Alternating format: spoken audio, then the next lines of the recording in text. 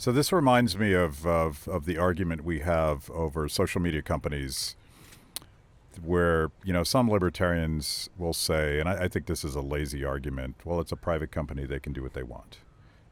Extraordinarily lazy argument now. On the surface, I would absolutely believe that.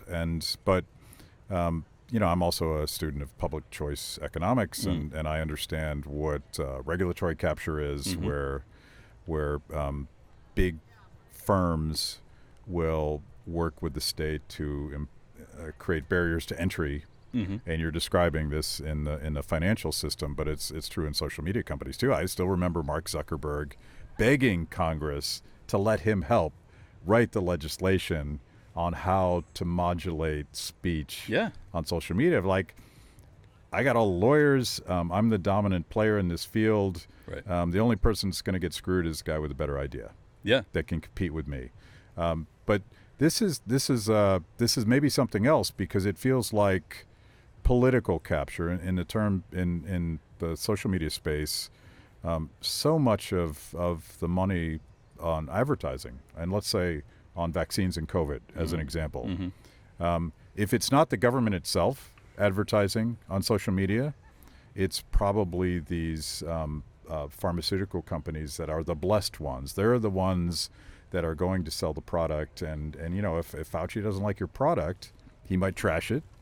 He might not he being the royal he might not give it approval. And so you have this sort of ecosystem where the social media companies are sort of captured by the political machine, by the administrative state.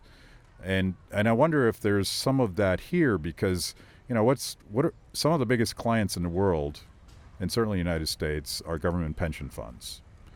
So is that well, like, why the hell would anyone say, oh, Kofi Annan says we should do this, let's do it? Is there some capture here? Absolutely.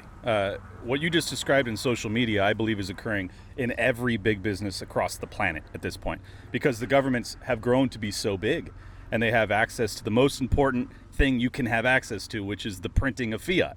So they have outsized sway, and every CEO of every corporation, if they expect to maintain their position, has to play ball.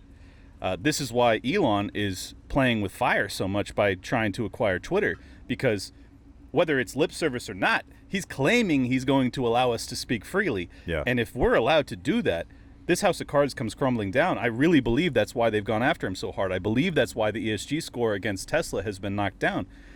It's not about environmentalism. It's not about ESG. Is the timing such that Elon started making noise about Twitter, and then Tesla got screwed on the ESG score? It was within a month, I believe, like after. That seems explicit. Yeah, well, and he's also tweeted out, many times, I'm starting to believe ESG is the devil incarnate and all sorts of radical stuff, and he's absolutely right. But it's not something that you're allowed to say. It's like being a money manager and bad-mouthing the Fed. Like, you don't do that. And everybody implicitly understands, this is where you make your money, man. What are you doing? But I think that's why principles matter right now so much, because this is such a corrupt, immoral system. It's going to require some level of risk and self-sacrifice to fight back. And if we're unwilling, we're going to lose. Severely.